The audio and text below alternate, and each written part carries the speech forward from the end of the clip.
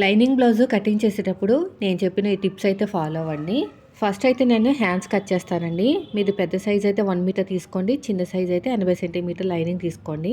నేను 1 metre lining తీసుకున్నాను. యాక్చువల్గా వాళ్ళకి 80 ఇచ్చారు, మళ్ళీ నేను కొంచెం తెచ్చానండి. మనకి సన్న బార్డర్ వచ్చింది, తిప్పేసుకుంటే సరిపోతుంది, ఇంకేం అవసరం లేదు. ముందు హ్యాండ్ కోసం నేను లైనింగ్ తడిపి ఆరబెట్టుకుని ఐరన్ చేసుకుని 4 ఫోల్డింగ్ చేసుకున్నాను. కింద ఖర్చుల కోసం 1/2 ఇంచ్ వదిలేసానండి. మనం తీసుకున్న ఆది బ్లౌజ్లో హ్యాండ్ హైట్ ఎంత ఉందో చూసుకుని ఖర్చులతో కలిపి మార్కింగ్ అయితే వేసుకోవాలి. కింద ఖర్చులు పైన ఖర్చులు రెండు కావాలి. ఇప్పుడు మనం తీసుకున్న బ్లౌజు ప్లెయిన్ బ్లౌజ్ అండి, కుడుతున్న బ్లౌజ్ లైనింగ్ బ్లౌజు. సో అలాంటప్పుడు మనం మార్కింగ్ అనేది కరెక్ట్గా వేసుకుని కుట్టేటప్పుడు కొంచెం లూజ్ కుట్టుకుంటే సరిపోతుంది. ఇప్పుడు ఆర్మ్ లూజ్ చూసుకోవాలంటే బ్లౌజ్ని ఇలా ఉల్టా తిప్పేసుకుని బ్యాక్ పార్ట్ నుంచి, ఓకేనా, బ్యాక్ పార్ట్ నుంచి పైన షోల్డర్ కుట్టు తెగించి సైడ్ జాయింట్ ఫస్ట్ కుట్టు వరకు ఎంత వచ్చిందో చెక్ చేయండి. నాకు వచ్చేసి 8 మీద 5 గీతలు, 8వ నెంబర్తో ఆర్మ్ లూజ్ వస్తే డౌన్ అనేది చంక డౌన్ అనేది మనం 3.5 ఇంచులు తీసుకోవాలి, సరిపోతుంది. 3.5 వచ్చింది కదా, కరెక్ట్గా 3.5 తీసుకోండి. ఇంకెక్కువ తక్కువ తీసుకున్నా కూడా కరెక్ట్గా రాదు. ఇక్కడ ఫస్ట్లో స్టార్టింగ్లో ఎండింగ్లో 3.5 ఉందో లేదో చెక్ చేసుకోవాలన్నమాట. ఇప్పుడు ఆర్మ్ లూజ్ అనేది నాకు 8.5 వచ్చింది కదా, దీంట్లో 1 ఇంచు తీసేసుకుని సగానికి ఫోల్డ్ చేసుకోవాలి. ఆర్మ్ లూజ్లో 7.5 తీసుకుని సగానికి ఫోల్డ్ చేసుకోండి. ఒక లైన్ వేసుకుని 8వ నెంబర్ వచ్చింది కాబట్టి ఆ కార్నర్ దగ్గర ఎల్ షేప్ దగ్గర మీరు పావుతకు 2 ఇంచులు, షోల్డర్ దగ్గర ఏ సైజు వాళ్ళకైనా 1 ఇంచ్ తీసేసుకోండి, సరిపోతుంది. ఇప్పుడు హ్యాండ్ లూజ్ కూడా మార్కింగ్ వేసుకోండి. క్రాస్గా 2 ఇంచులు ఎగస్ట్రా తీసుకోండి ఖర్చుల కోసం. ఈ కరువు తిరిగిన చోట ఒక 1/2 ఇంచ్ లోతు ఆర్మ్ లూజ్ తగ్గించి మన వైపుకి 1 ఇంచ్ తీసుకుని మళ్ళీ కరువు స్కేల్ తోటి ఇలా నీట్గా కరువు అనేది తిప్పేసుకోండి. అంతే, ఇంకేం లేదండి, చాలా సింపుల్. అయిపోయింది. ఇప్పుడు ఎలాగైతే మార్కింగ్ వేసామో సేమ్ అదే విధంగా కటింగ్ చేసుకుంటూ వెళ్ళిపోవాలి. యాజ్ టీజ్గా సైడ్కి మనకి అతుకులు అయితే పడతాయి. 2 లేయర్స్ని సపరేట్గా తీసేసుకుని లోత్ అనేది కట్ చేసుకోండి. ఇలా లోత్ అనేది నీట్గా ఇలా కట్ చేసుకోవాలి.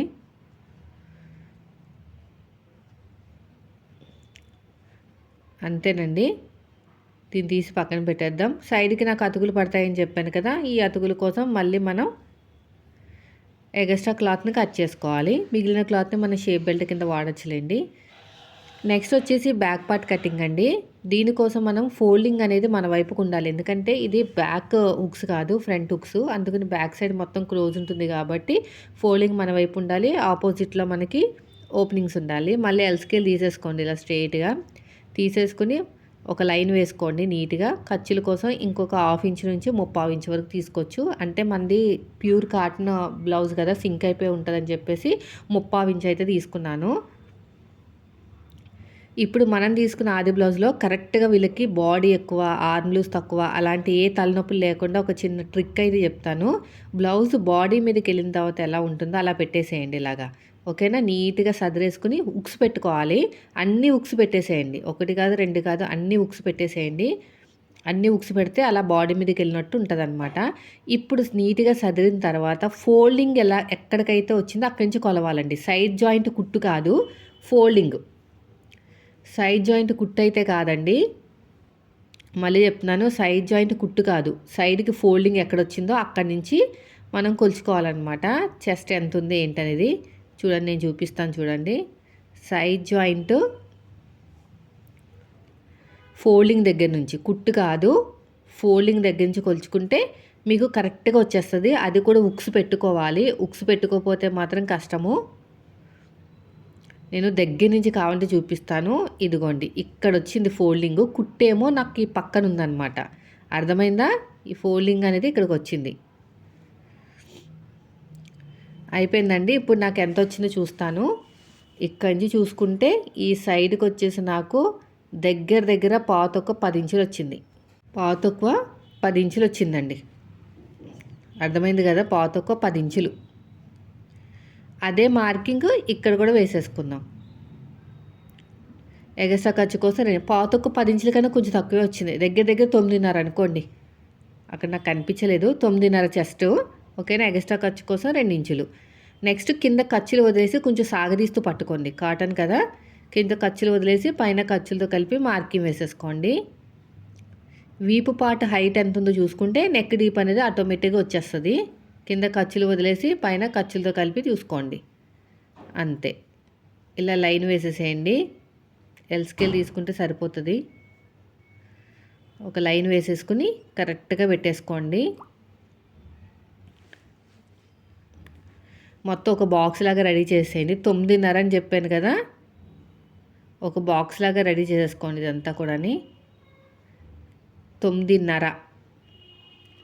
ఫుల్ షోల్డర్ వచ్చేసి ఈ సైజు వాళ్ళకి, అంటే నేనైతే వీళ్ళకి బాడీ ఎక్కువ ఉంది కదా, ఫుల్ షోల్డర్ నేను తక్కువ 6 ఇంచులు తీసుకుంటున్నాను. చిన్న సైజు నెక్ వచ్చేసి 2.5 కన్నా కొంచెం ఎక్కువ, 2.5 కన్నా 2.4 అంటే 2.5 కన్నా కొంచెం తక్కువ. పైన కింద వచ్చేసి 3.5 ఇంచులు తీసుకుంటున్నాను. వీళ్ళు బాడీ ఎక్కువ, ఆర్మ్ లూజ్ తక్కువ అండి. కింద 3.5 తీసుకుంటే బ్రాడ్గా వచ్చి కరెక్ట్గా సరిపోతుంది అనమాట. షోల్డర్ దగ్గర ఎంతైతే ఖర్చు కావాలో అంత ఖర్చు అయితే వదిలేయండి. ఫుల్ షోల్డర్ తక్కువ 6 ఇంచులు, నెక్ వచ్చేసి 2.5 కన్నా కొంచెం ఎక్కువ, అంతే. ఇక్కడ కూడా అంతే. మనం చంక డౌన్ అనేది ఒక 6 ఇంచులు తీసుకున్నాను. 6 ఇంచులు అనేది ఎక్కువ అవుతుంది అనుకుంటున్నాను, ఎందుకంటే ఆర్మ్ లూజ్ అనేది 8.5 ఉంది కదా. చూద్దాము, సెట్ కాకపోతే మనం మార్చుకోవచ్చు. ఎంత వచ్చింది ఇక్కడ? తక్కువ 6 ఇంచులు, 5.7. ఇదే 5.7 కింద కూడా వేసుకుని స్ట్రైట్గా ఒక లైన్ వేస్తున్నానండి. కర్వ్ స్కేల్తో నీట్గా ఇలా కర్వ్ అనేది తిప్పేసేయండి. చక్కగా తీసేసుకుని కర్వ్ అనేది తిప్పేసుకోవాలి ఇలాగా. షోల్డర్ దగ్గర ఎంతైతే ఖర్చు కావాలో అంత ఖర్చు వదిలేయండి. ఇలా మొత్తం కూడా వదిలేసుకుని మన ఆర్మ్ లూజ్ అనేది చూసుకోవాలి. మ్యాచ్ కాకపోతే మనం ఆర్మ్ లూజ్ అనేది కరెక్ట్గా తీసుకున్నాం లేదా, లేదంటే చెస్ట్ అనేది కరెక్ట్గా ఉందా లేదా, అవన్నీ అడ్జస్ట్మెంట్లు అనేది చేయాలన్నమాట. ఇక్కడ చూడు నేను ఎలా అడ్జస్ట్మెంట్ చేస్తున్నానో, కొంచెం కిందకి దింపానండి సెట్ కాకపోతేని. ఇప్పుడు షోల్డర్ దగ్గర ఎంతైతే ఖర్చు ఉందో అంత ఖర్చు వదిలేసుకుని ఇలా నీట్గా చెక్ చేసుకుంటే మనకు ఆర్మ్ లూజ్ అనేది మ్యాచ్ అవ్వాలి. సో నా ఫైనల్గా అయితే మ్యాచ్ అయిపోయింది. ఇప్పుడు నడుము లూజు కాజా పట్టి వదిలేసి ఉక్సు పట్టి వరకు ఎంత వచ్చిందో చూడండి. కాజా పట్టి వదిలేసి ఉక్సు పట్టి వరకు నాకు 33.5 వచ్చింది. 4వ భాగం 8.5, డాట్ కోసం 1 ఇంచ్ కప్పితే 9.5 అనమాట. 9.5 అనేది మనకి నడుము లూజ్ అవుతుంది. దీంట్లో సగానికి మార్కింగ్ వేసుకుని అటో ఒక 1/2 ఇంచ్, ఇటో ఒక 1/2 ఇంచ్ తీసుకోండి. హైట్ వచ్చేసి ఒక 4 ఇంచులు అయితే తీసుకోండి, సరిపోతుంది, అంతే. ఇప్పుడు ఎలాగైతే మార్కింగ్ వేసామో సేమ్ అదే విధంగా కటింగ్ చేసుకుంటూ వెళ్ళిపోవాలి. ఇలా నీట్గా కటింగ్ చేసేసుకోండి. వీడియో నచ్చితే మాత్రం లైక్ చేయండి ఫ్రెండ్స్. మీరు మన ఛానల్ ఫస్ట్ టైం చూస్తే సబ్స్క్రైబ్ చేయండి. ఇలా మొత్తం నీట్గా కటింగ్ చేసుకుంటూ వెళ్ళిపోవాలి. ఇటు సైడ్ కూడా అంతే, ఇలాగా. ఇక చిన్న టక్ అయితే ఇచ్చేసేయండి. కింద అడుగు భాగంలో చిన్న టక్ ఇచ్చేసేయండి. ఇది బ్యాక్ పార్ట్ కటింగ్ అండి. ఇప్పుడు నెక్స్ట్ వచ్చేసి ఫ్రంట్ పార్ట్ కటింగ్ అయితే చూసేద్దాము. ఫోల్డింగ్ అనేది మనకి ఆపోజిట్లో ఉండాలి. ఇప్పుడు ఫ్రంట్ పార్ట్ చెప్పాను కదా, ఫ్రంట్ పార్ట్ అనేది మనకి ఉక్స్ వస్తాయి, అందుకని ఫోల్డింగ్ అనేది ఆపోజిట్లో పెట్టుకుని ఇలా క్రాస్గా పెట్టుకోవాలి. క్రాస్ కటింగ్ కాబట్టి ఇలా క్రాస్గా పెట్టేసుకుని యాజ్ టీజ్గా మార్కింగ్ అయితే వేసేసేయండి.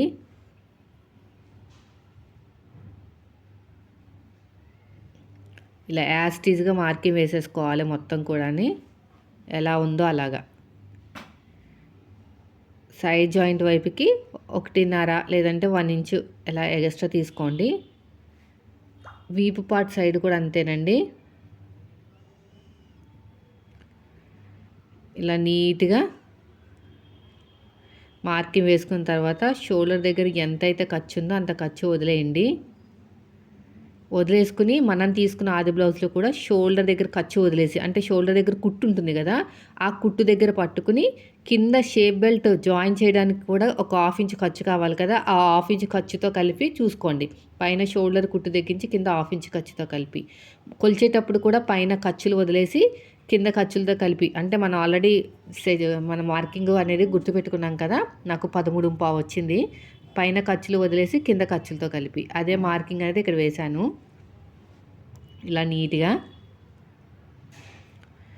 ఇప్పుడు ఎల్ స్కేల్ తీసేసుకోండి. ఇక్కడ చూడండి, ఇక్కడ లైన్ ఆ పక్క లైన్ నుంచి వేయాలండి. మన నెక్ అనేది పక్క లైన్ నుంచి కొలుచుకోవాలన్నమాట. షోల్డర్ దగ్గర కావాల్సిన ఖర్చు వదిలేయండి, ఆ లైన్ పక్క నుంచి కొలుచుకోవాలి. ఇంకోండి, షోల్డర్ దగ్గర కావాల్సినంత ఖర్చు వదిలేసాను. ఈ లైన్ ఉంది కదా, ఈ లైన్ పక్క నుంచి ఇలాగా కొలుచుకోవాలన్నమాట. కొలుచుకుంటే మనకి ఎక్కడైతే నెక్ ఎండ్ అవుతుందో దానికన్నా కొంచెం పైకి తీసుకోవాలి. పైకి తీసుకుంటేనే బాగా సెట్ అవుతుంది. ఇక్కడ చూడండి, వీళ్ళకి హెవీ చెస్ట్ అనమాట, అందుకని పైన కరెక్ట్గా పెట్టుకుని కింద క్రాస్ ఇచ్చాను. ఎందుకంటే వీళ్ళకి డాట్కి మధ్యన గ్యాప్ ఎక్కువ ఉండాలి. అటు కొంచెం ఇటు కొంచెం పెంచాను అనమాట. అంటే సైడ్ జాయింట్ వైపు ఒక 1/2 ఇంచు, ఇటు ఒక 1/2 ఇంచు ఎక్కువ తీసుకున్నాను, సరిపోతుంది. ఇప్పుడు నెక్ దగ్గరించి పట్టుకుని ఉక్సు పట్టి కాజా పట్టి హైట్ కింద నుంచి రెండో ఉక్స్కి మార్కింగ్ వేయండి. మన వైపు నుంచి ఒక 2.5, డాట్కి మధ్యన గ్యాప్ వీళ్ళకి 1.1 ఉంది. సో అంతే వేసుకోండి. ఇప్పుడు డాట్ హైట్ కింద ఖర్చులు వదిలేసి, అంటే కింద ఖర్చులతో కలిపి మార్కింగ్ వేసుకోవాలి. డాట్ హైట్ ఇలా షేప్ ఇచ్చేసేయండి. మొత్తానికి నాకు ఒక 14 ఇంచుల వరకు వచ్చిందండి ఖర్చులతో కలిపి, 14 ఇంచులు. ఓకేనా. ఎల్ షేప్ దగ్గర కూడా మనం ఒక 1/2 ఇంచు లోతు అయితే తీసుకోవాలి.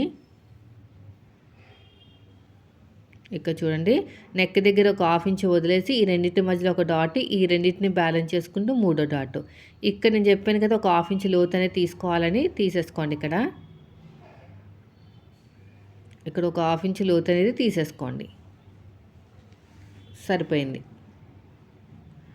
ఇప్పుడు ఎలాగైతే మార్కింగ్ వేసుకున్నామో సేమ్ అదే విధంగా కటింగ్ అనేది చేసేసుకోండి. అస్సలు మిస్ చేసుకోవద్దు. వీడియో నచ్చితే మాత్రం ఖచ్చితంగా లైక్ చేయండి. మీరు మన ఛానల్ ఫస్ట్ టైం చూస్తే మాత్రం సబ్స్క్రైబ్ చేయండి. ఇలా నీట్గా కటింగ్ చేసుకుంటూ వెళ్ళిపోవాలి. ఈ నెక్ రౌండ్ దగ్గర కూడా అంతే, ఇలాగా ఇలా మధ్యలో ఒక చిన్న టక్ అయితే ఇచ్చేసేయండి. ఇదే టక్ అడుగు భాగంలో కూడా తీసేసుకోండి. బ్యాక్ పార్ట్ మీద ఫ్రంట్ పార్ట్ పెట్టేసుకోండి. ఇలాగా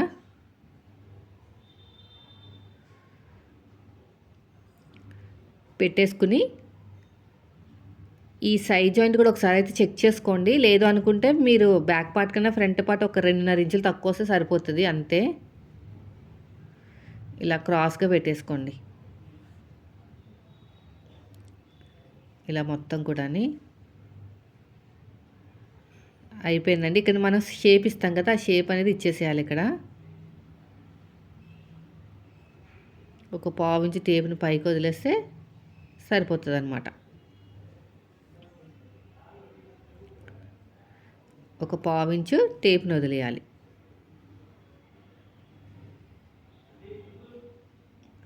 ఒకసారి క్రాస్ చెక్ చేసుకోండి కరెక్ట్గా. ఇక్కడండి ఇలా నీట్గా ఇలా కట్ చేసేయండి. నాకు 2.5 కన్నా ఒక 2 గీతలు ఎక్కువ వచ్చింది, అంతే. ఇప్పుడు షేప్ బెల్ట్ కట్ చేద్దాం. ఇక్కడ కూర ఉన్న క్లాత్ని కట్ చేసేయండి.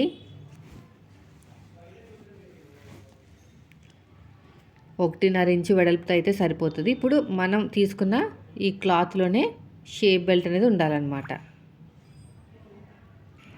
ఈ పొడుగు వచ్చేసి